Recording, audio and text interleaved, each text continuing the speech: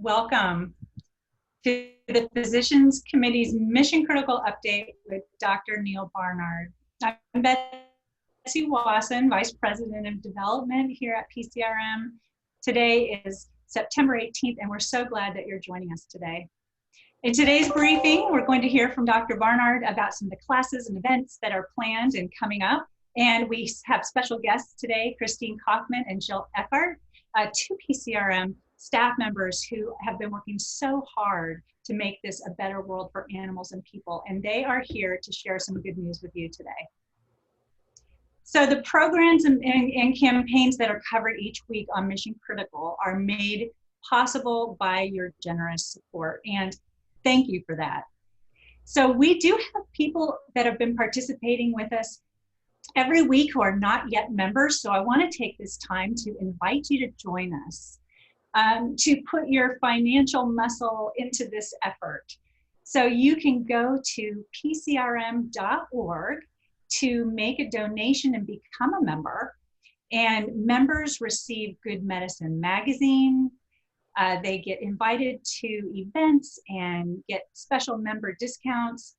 But most importantly, your donation will be put to immediate use to help fund these campaigns that are ending animal suffering and putting prevention first by modernizing medicine and putting the emphasis on how scientific progress and ethics can go hand in hand. So we need all the help we can get to succeed in this, and we would love to have you as a member.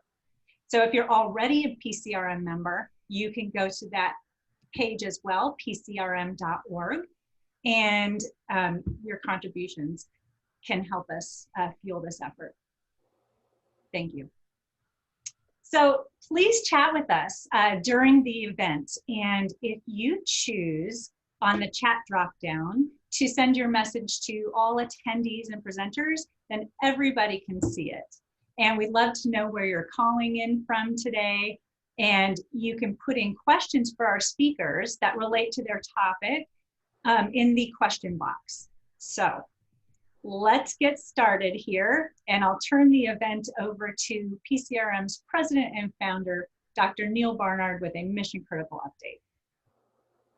Great. Well, thank you so much, Betsy, and thanks to everybody for joining us. We have a packed program for you today. In a little bit, you're going to hear about one thing that has really troubled people, the idea of animals being experimented on. For example, as surgeons practice their craft, can you imagine cutting up a dog or a goat or a pig to try to practice your surgical skills? Well, we have some really wonderful news for you in just a few minutes on that. Far more animals are actually also on people's plates, and not just here in the United States, but around the world. China, for example. And Jill Eckart is going to be here in a few minutes to tell you about some wonderful things that are happening there. But first, I want to start here in the United States, and I want to give some sobering information about COVID, which will lead to our work about getting animals off the plates. Can you see my screen here? These are some data that came out a month or so ago, looking at how often children are hospitalized for COVID-19. And what we discovered was this disparity, that Hispanic kids were hospitalized far in excess of their numbers in the population, and next up were Black kids hospitalized. And what was that about? Well, new data came out just about 3 days ago, and it looked at children who are dying from COVID-19. Now, you've heard, and it's true, that kids are less likely than adults to die of COVID-19. But the CDC released new data on 121 deaths of children from COVID-19. I want to show them to you. Once again, the Hispanic children were much more likely to die. Black children second, white a distant third. Now, what is all this about? Why is it that these kids are dying in this way? Well, if you look by age, you start to see something, that many of these children were actually 18 to 21. The second biggest group was 14 to 17. In other words, it was children in their later teens and almost early adulthood. So two things are happening. One is what I'm going to call structural attacks or structural assaults, meaning you don't have access to medical care, or you're not able to to quarantine at home because you're the person who has got to be at work and you don't have the liberty of working at home. Or you don't have healthy food in your community. These are structural issues that have to be addressed over time. But the other thing is things that can perhaps be controlled, and that's the underlying medical conditions like diabetes and obesity and hypertension. And we tend to think of those as being adult problems, and kids don't have those things, do they? Well, maybe they do. Maybe children can get into obesity at an early age, and they can get traces of diabetes or diabetes itself, or high blood pressure, or respiratory conditions like asthma. And particularly if we have government policies that promote unhealthful foods so that kids tend toward obesity or toward diabetes or toward hypertension, what's going to happen? You're setting these kids up not only to have these issues that can kill them over the long run, but then when COVID walks into your neighborhood, you could be dead in 2 weeks. So to tackle not just deaths overall, but disparities in particular, we need to have healthy foods and healthy foods for everybody, in addition to solving the structural issues that I identified earlier. So we mentioned this before, but I'm so excited to give a little bit of an update on our Fight COVID with Food campaign. We have been geo-targeting economically disadvantaged neighborhoods, particularly in urban areas around the country, and we launched this program first, maybe I guess about 15 weeks ago, 14 weeks ago, something like that. With an 8-class series. And I got to tell you, your heart would just sing. The very first class, we had 902 people joining in and getting so pumped up about fighting back with food, healthy foods that are going to help us tackle obesity and tackle diabetes and tackle hypertension. And it was folks who were really just brimming with enthusiasm, with the joy of trying new foods, but also realizing this is a way to save your life and to change your family's life too. So we went through the 8-week series, and then we started the series again. And now we didn't have 902 people on board. We had about 1,400 participants on board. And it's just been, I got to tell you, it's just the most wonderful thing for me and the other people who are teaching the class. We get together once a week and we plan the class, and it's just so unbelievable to see people empowered and taking this message and really using it to help their family and friends and loved ones. So I know that many of you who are on this call right now have donated specifically for this program. You are never going to know whose lives you have saved, but I guarantee you it's many people. So thank you for that. Moving on, we've got to close the slaughterhouses. You know it, and I know it. And there's nothing the press likes more than a white coat person carrying a sign. So we are outside the slaughterhouses and the policy areas, and we are saying that this kind of stuff, people shoulder to shoulder hacking up animal carcasses, that's got to go. We are not delusional. We know it takes a lot to close down huge businesses like that, but we are there to raise public awareness that these issues come out of slaughterhouses. COVID comes out, and so does diabetes. All right, we have also been exploiting what we can now do technically through Zoom. You know, a year ago, who was on Zoom? Well, nowadays everybody is on it. So we've got a whole range of classes that we are using to reach people who have problems that need solutions. We started 2 weeks ago a new series called Tackling Diabetes, where we've had hundreds of people participating, which has been great. Thank you for that. We're having a new one. This is related to my book called Your Body in Balance, for women who have menstrual pain every month, whether it's endometriosis or dysmenorrhea. We have a new class for them starting October 19th. If you know somebody who could profit from that, please encourage them to have a look at PCRM.org. We'd be delighted to have them with us. For moms who are really having trouble dealing with all of the demands of your work, your family, and now the schools are closed, so you've also got to be the teacher and the principal and everything else. You need to get planted, and Dr. Jasmine Sardana has got a whole new class that has your name on it. Starts October 5th. I hope you'll join us for that. It's going to be a lot of fun. December 31st is a couple months away, and on that day, doctors' licenses are going to expire. They have to renew. And when they renew, they need nutrition, continuing medical education, and we are there with courses. So our idea is not to be teaching them about the latest statin, but rather to teach them about food, getting animals off the plate, and getting diabetes off your medical chart.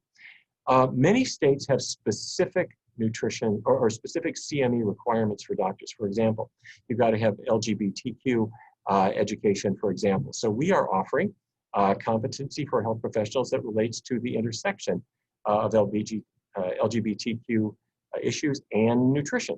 Free for doctors, and doctors love this information. So this is all coming because of your helping us get the word out. In the research, and this is the last thing I'm just going to say really quickly, our research program has not ended just because we've got a pandemic to deal with. We are actively publishing. We just finished a big study with Sibley Hospital showing that, yes, hospital workers can adopt plant-based healthy diets. Hospital workers have the worst diets of anybody, but they are adopting healthy diets. And at Sibley Hospital here in Washington, D.C., we measured the benefits of them. I'll share that with you. And we have just, next week, we are starting a new study on whether plant-based diets can reduce hot flashes. We don't know the result. That's why we do research. We'll have it safe shortly. So thank you very much to all of you for your support. And Betsy, back to you. Thank you, Dr. Barnard. And before we move on to our next presenter, there's a question about food. In all those classes and studies that you just told us about, is food included? How does that work? You mean, am I a way to, have I found a way to get sort of the asparagus through the Zoom connection into your living room? No, we haven't. But what we do is we can show you how to make it, how to prepare it, how to shop for it. We can even do a virtual grocery store tour. So we're doing all of those things. And we're helping people to see the best videos, best websites, best apps. And I got to tell you, Jill and the whole team are doing a fantastic job of getting so many resources out for people to use. It has never been easier. Thank you for that. And thank you all for joining us and for chatting with us today. And hello to Shara in Houston and Dr. Graff up in New York and Incy, who's here right here in Washington, D.C. And for all the rest of you who are joining us today. Hey, Betsy, I want to say a big thank you to Carrie Graff in New York. She has been a longtime PCRM member and a wonderful doctor in Rochester who's promoting lifestyle medicine along with Ted Barnett and the whole team up there. And yesterday we hosted 2 lectures. One was a hospital grand rounds, and the other was a public lecture. Really great turnout at both. So thank you, Carrie. Thank you, Ted. That's a great example of how we're partnering with our members to make this happen. So let me introduce our next presenter. Christine Kauffman is PCRM's Manager of Medical Education Programs, and she has been involved in so many victories when it comes to getting animals out of medical training and education. So there's a lot of work that goes on behind the scenes to get to the payoff, and that payoff is always a win for animals and people. And Christine is here with a campaign update and maybe some good news for us too. Hey everyone, thank you so much for joining us. As many of you know, we've had some great successes in ending animal use for training medical students, pediatricians, emergency medicine residents, and in trauma training courses. And due to these successes, we've had the capacity to tackle a new area of medical training. So in 2019, we started addressing the use of live animals for training surgeons. Last December, we kicked off one of these public campaigns by filing a federal complaint against the University of Virginia. UVA was using up to 32 pigs a year to teach open and laparoscopic procedures to general surgery residents. And after the training sessions, the animals were killed. Doctors John Pippin and Carrie Foley were at the helm of this effort as our physician spokespersons, and we earned some excellent media coverage. As we're preparing for a demonstration at UVA later this month, the university informed us that as a result of our campaign launch, the surgery department had begun to reevaluate its curriculum. And following that review, UVA decided to end animal use. In fact, they stated that they didn't want to deal with the public scrutiny that our campaign was causing. This is an exciting victory and our first for surgery training. Shortly after we filed our federal complaint, over 18,000 of you signed our petition, flooding university officials with emails and letting them know that the public was paying attention. You made this possible, and we can't thank you enough for your support. Now, UVA joins 95 other programs in the United States that use only non-animal training methods. Some of these methods include human patient simulators that feature lifelike skin, breakable bones, and simulated blood, as well as laparoscopic trainers virtual reality trainers, and human cadavers. We're asking our members to build on this momentum by calling the Medical University of South Carolina and asking them to end their animal use. Information about that will be in the chat and in an email following this presentation. And just to give you a sneak peek into some of the work we'll be doing in the coming months, we'll be focusing our efforts on the Medical College of Georgia, Naval Medical Center Portsmouth in Virginia, and the University of South Carolina. All of these programs are using live pigs to train either general surgery or emergency medicine residents. And so thank you again for all of your support, and together we'll keep working to end animal use in medical training. Thank you, Christine, for the wonderful news, and congratulations. And thank you for talking about how many petitions and the support that's coming from our members, because that is such a big part. And sometimes people ask, does it really help? Do I need to sign this petition? And yes, you're saying it does help. So, well, we have so many good things happening in the chat box. It's nice to see Sue from Arlington and Jeff from Australia, where it's 3:30 in the morning. Thank you for joining us, Jeff. So let me introduce our next presenter now. Jill Eckart is PCRM's Managing Director of Nutrition, and it's an understatement to say that Jill and her team have been busy with nutrition education and outreach. Since the pandemic hit, PCRM has ramped up its efforts to reach even more people with life-saving health information and ways to get animals off of our plates. And Jill is here to share some exciting news about far-reaching programs that some of you might not even know about. Jill. Okay, well, thank you so much, and congratulations, Christine and the entire team, and just so glad to be with you all today. Everybody see my screen okay? All right, excellent. So I want to focus on some of our global outreach, and particularly in China. As many of you know, our work has been advancing rapidly through Dr. Jia Xu's lectures, and his reach has just been enormous. So of course, we were very worried about the impact COVID would have, first and foremost on keeping Jia safe in China, and secondly on our mission. But within weeks, Jia was linked up with virtual lectures, propelling his talks beyond what would have been possible in person, reaching tens and thousands of people each week. And we were also worried whether we'd be able to have what is now, I believe, our third inaugural vegan cycling tour, whether that would be able to happen. But I'm so pleased to call this a victory as well, that the organizers felt that it was safe enough to move forward with the tour, and that it happened just completed about 7 days ago. So I'm really, really honored to share some incredible photos from Dr. Xu's tour and some stories that he shared with me too. So let's get ahead and get started.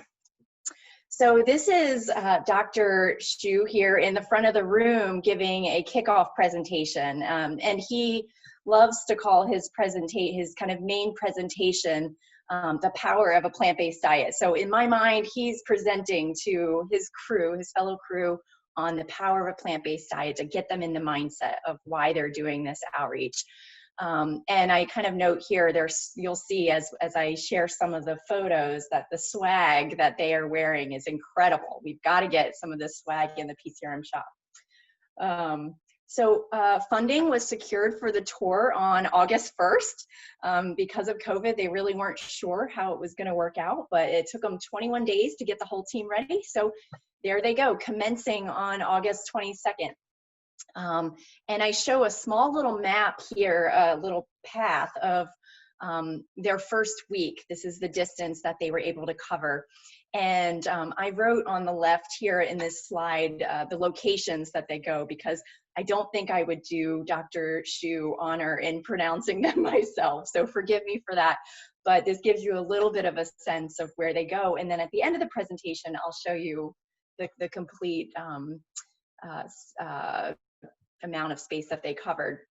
And this is the crew. I just want to tell you a little bit about who these people are that embarked on this enormous undertaking. It was 25 people with 21 bikes, so they had about 4 extra crew people. And this time they had a set of filmmakers along with them, documenting, putting together a documentary.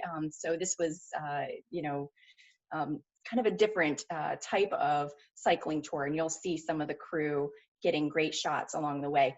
The team consists of just, you know, vegan cyclists, pro cyclists, organic farmers, vegan tea tasters, a music composer, a painter, artist, zero waste activists, chefs, teachers, many of them being very prominent figures in their field. This is just along the way with Dr. Shu in the middle here.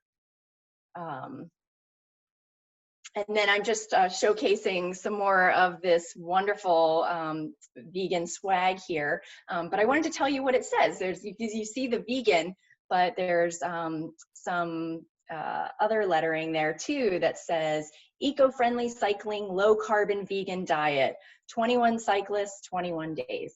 So I thought that was a pretty cool shot. And background here is a non-melting snow peak during the trip and the whole crew. And then also they're showcasing in this picture, they camped at a library on the highland, and this shows them doing that, and just the amazing, amazing mountains in the back. And, you know, it's just as I was looking through these pictures, I started to think, you know, how much, I mean, as beautiful as this looks, like how hard this must be to camp out at night and then to get back on the bike to make all your food every night. It's incredible. And in the previous cycling tours, they did a lot of lecturing to communities as they went along. So just incredible shots here. Dr. Shu shared that they cycled past 3 mountains over 15,000 feet, where it was 60%, you know, 60% above sea level.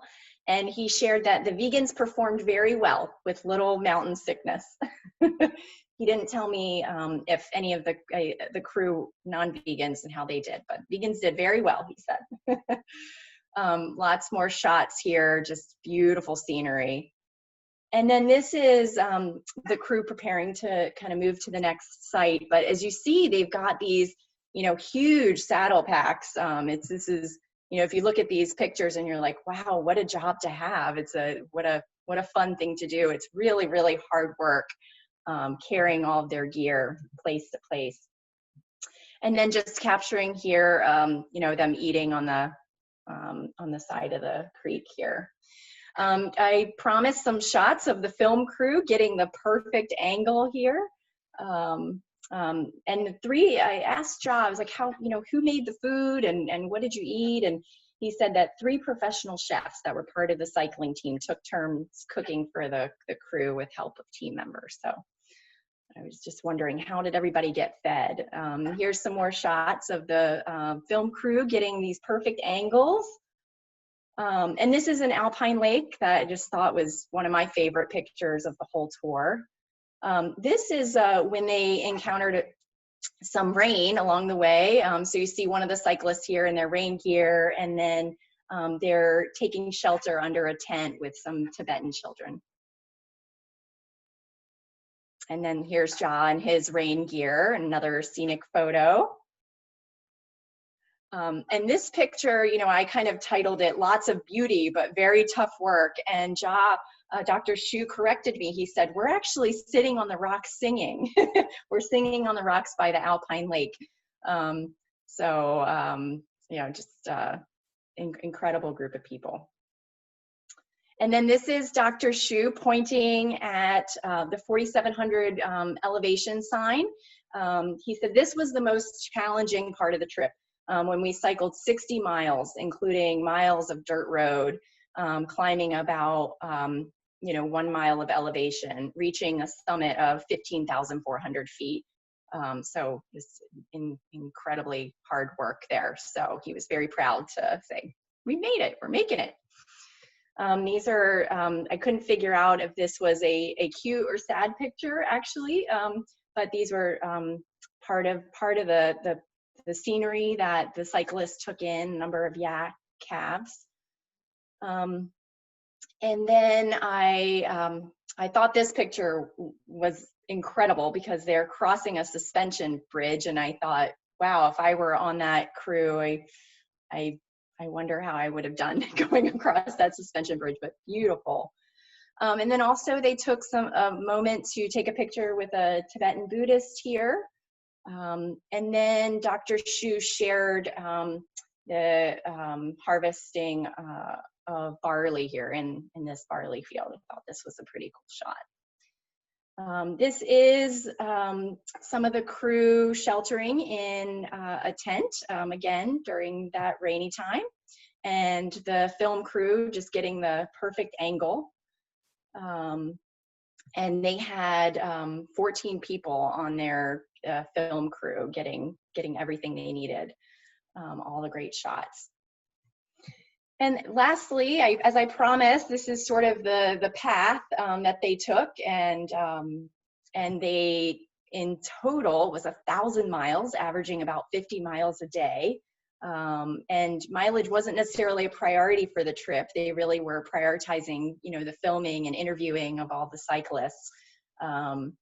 But one more shot, this is my absolute favorite, so I have it for the last one, which is, you know, Ja kind of pointing, he's pointing to a double snow peak, but I just thought this was such a great victory shot. So just a big congratulations to Dr. Shu, and I know he would have loved to present this himself, and I'm sure he'd love to connect with all of you in the future, but just so thankful for his work and thankful to all of you for supporting it. Just briefly, as I wrap up here, I wanted to mention that we are, you know, we've been seeing how hard hit India has been with COVID. So we are eager to take advantage of the contacts and relationships that we've built over the years with our outreach led by Dr. Zishan Ali in India. And so with his leadership and a team that he's assembled, we're going to be launching a series of 3 educational programs using the power of food to combat COVID-19.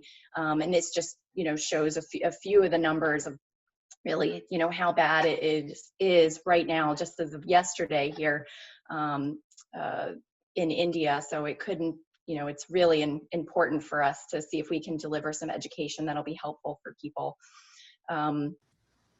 And so this is the team that Dr. Ali has assembled, one of our medical doctors, Dr. Rahman, and one of our Food for Life instructors, Munira Ali, and Shivani Sina as well. So that'll be kicking off on October 7th, October 14th, and October 28th. And I didn't mention that this program will be in Hindi. We are looking to make it just as accessible as we possibly can. So please do spread the word. If you know anybody who would be interested, you can find more details at pcrm.org/healthy India, and I'll put that in the chat. So thank you again. I appreciate your time and appreciate all your support. Thank you, Jill, for sharing that and this work that's going on halfway across the globe, helping so many peoples, and more importantly, getting so many animals off of forks. It's a win-win all the way around.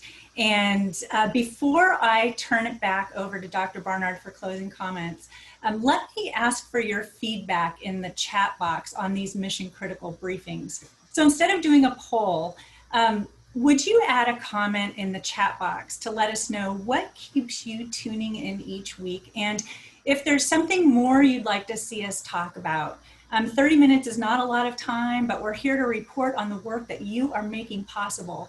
And if you can add your thoughts in the chat box before the event ends today, we read every single one of them, and thank you for your feedback. So now let me turn it back over to Dr. Barnard for closing comments. Dr. Barnard, you're muted. There we go. Thank you, Betsy. Thank you, Jill. Thank you, Christine. Thanks to all of you for participating today. As I was looking at those beautiful pictures in China, I was realizing that as beautiful as it is, it's for a very, very serious reason. China is the biggest country in the world. India is right there with it. and you have more than 1 billion people in each country. In both of them, animals are on the plates more than ever before. Historically, they may not have had the economic means to eat so much meat. That's changed rapidly.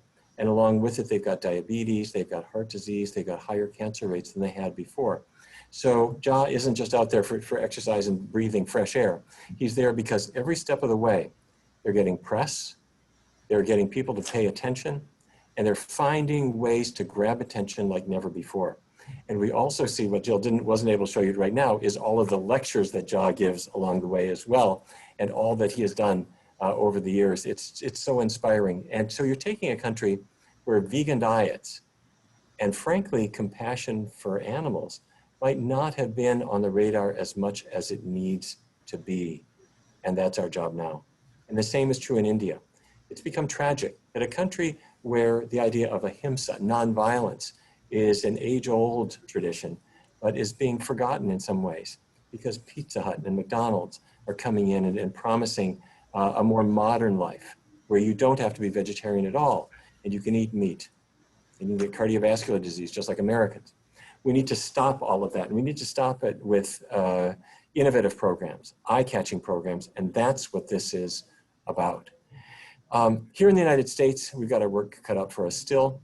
As I've mentioned in prior programs, we're working to clean up the dietary guidelines for Americans, which set the drumbeat, not just for the United States, but for the rest of the world. We're making great progress there. We've eliminated the meat group. As you know, we're working on making it much stronger, and I'll keep you updated there. While COVID is continuing to kill, we need to make sure that people aren't focused only on masks. They need to focus on the food part of it, because if you don't have diabetes and you don't have hypertension, you've been able to use a healthy diet to conquer obesity, then you have a good shot at survival whereas other people may not. And that's a message that we haven't forgotten, and we're really making sure that nobody forgets. And the work that Christine was describing earlier, if there's one area where people have really challenged us and challenged everybody who has a heart for animals, they would say, well, how can a surgeon operate on you without practicing first on animals? And of course, now surgeons are saying, wait a minute, if I'm going to be competent in doing surgical procedures in human beings, does practicing it once in a pig make me competent? No, we need human anatomy, whether it's using anatomical simulators, which are, I have to say, they are far better than they've ever been before. Or what is commonly done in every hospital is that you have doctors apprenticing under the watchful eye of more experienced surgeons, learning the pieces of the each surgical procedure along the way. That's the kind of work that we're doing. In Charlottesville, you heard Christine talking about our victory. Well, the animals were being used in a way that they thought, well, it's necessary. But was it?